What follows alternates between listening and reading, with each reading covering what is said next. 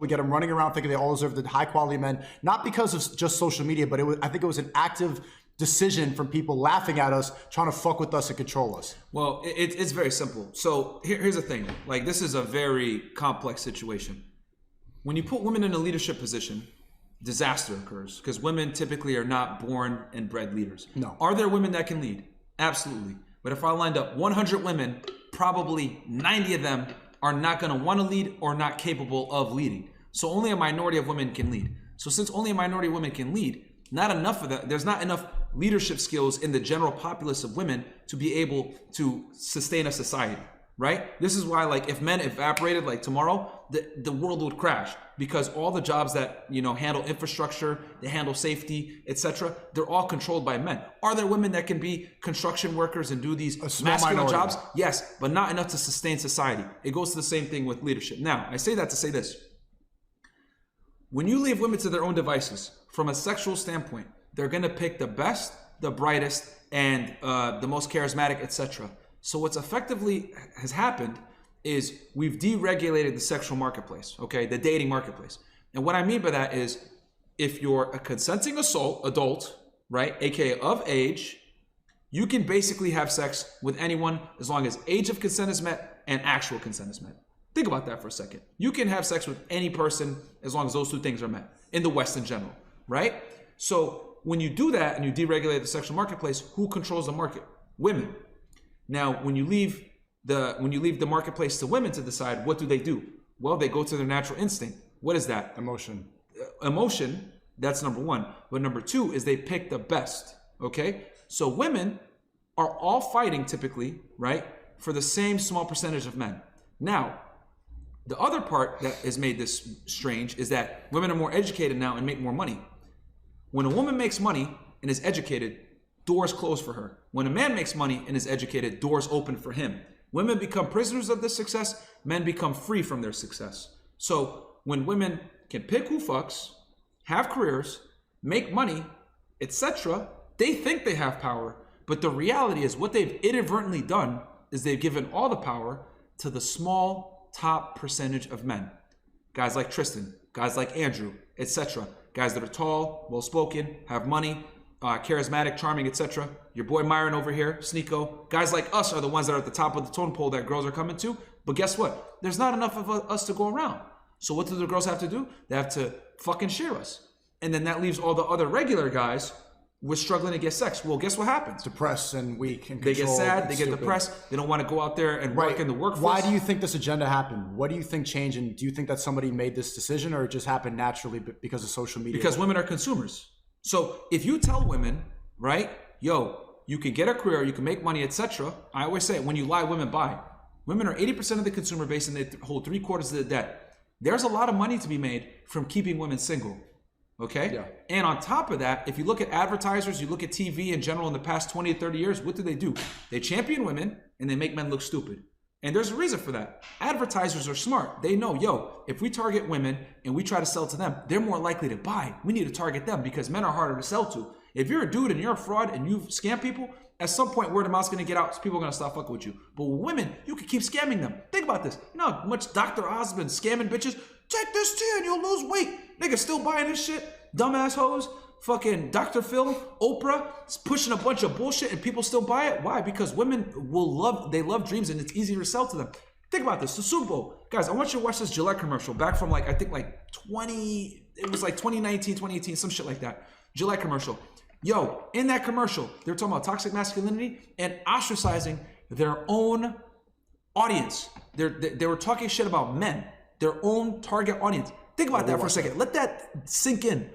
We live in a world that is so gynocentricized, right? That is so feminized that we have masculine products attacking their own target demographic to make a sale because they know that women are the predominant buyers of their fucking razors, even though they make it for men, right? Obviously, that ended up hurting them. They ended up losing billions of dollars doing that stupid shit. But that speaks to the nature of where we are in the world, where they're willing to shit on men to make sales because they know women are the predominant buyers.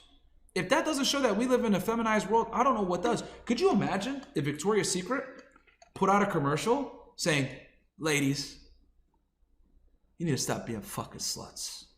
Ladies, You're fat. you need to start making sandwiches for your men.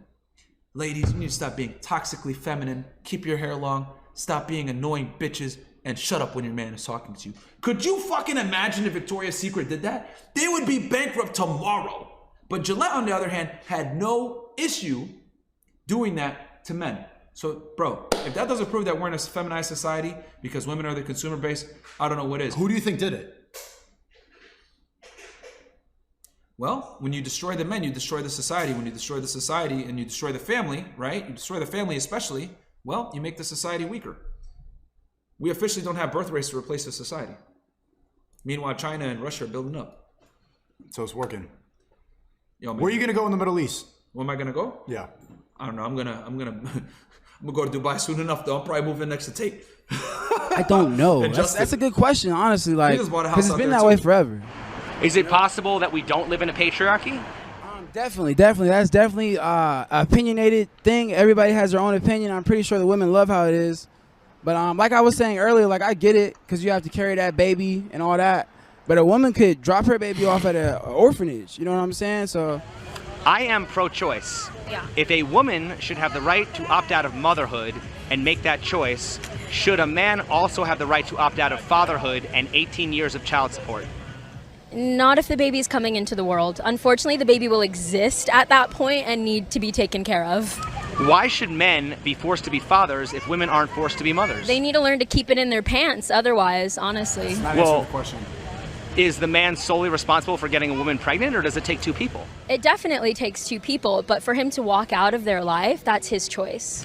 Well, for the people who say that the men should have thought of that before they had sex, isn't that the same argument that pro-lifers use against abortion? Not necessarily. Pro-lifers are doing that because they don't think a life should be taken. Well, I'm just saying, if you're going to say that a man should keep it in his pants, how is that different than saying a woman should just keep her legs closed? It's not really different. The difference is the Pause. woman chose.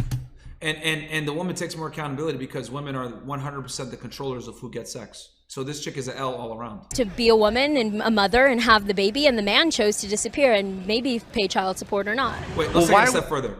Not only are women in control of the sexual marketplace and who has sex and who doesn't, and that's fine. There's nothing wrong with that.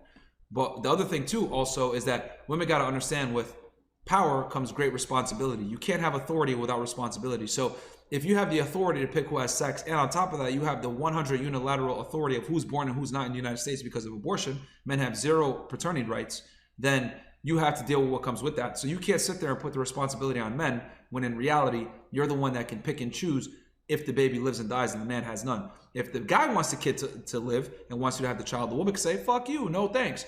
And vice versa. If he says, yo, I don't want the baby, she can say, fuck you, I'm having the baby. So men have no reproductive rights. So therefore, the responsibility is on the women 100%. So basically, women deserve less? Yes. We always talking about the woman's choice, but we never talk about the man's choice. Women are just more degraded than men are, unfortunately. I literally have men coming up to me telling me they want to spank me and do this and that. And I'm like, dude, this is the first time we're talking. I don't know you. Well, why are we always talking about the woman's? What she's refusing to admit is that typically when a man walks up to you and sexualizes you off rip, 9 out of 10 times you're sexualizing yourself. Now, are there weirdos out there that do that shit anyway and they're sexual deviants? Of course, there's always going to be whack jobs. But what I always say is when women dress modestly, they mitigate a lot of that just by dressing better. A guy isn't going to come up to you and fucking try to smack you on the ass when you're wearing a cardigan sweater and a long dress. Right. And A lot of these girls complaining about catcalling are also walking on the Vegas Strip half naked with their belly buttons out and their ass out. Like, what do you think is going to happen? Like, why else are you doing this? 9 out of 10 not for times attention. when a woman is objectified by a man, it's because she objectified herself first and the man is simply responding to her objectifying herself. Because when a woman objectifies herself, what she's basically saying is that, yo, I don't respect myself. I'm trying to look hot. I'm trying to get attention.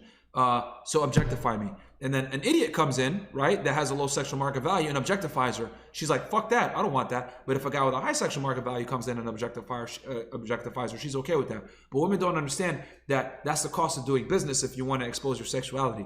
You might go ahead and get the guy that you want, but at the same time, you're going to draw a lot of idiots as well. That's what comes with the territory when you dress sexy and, put your beauty out there. It's a very powerful tool, but it can definitely hurt you as well because you're putting yourself out there to a bunch of fucking whack jobs out there.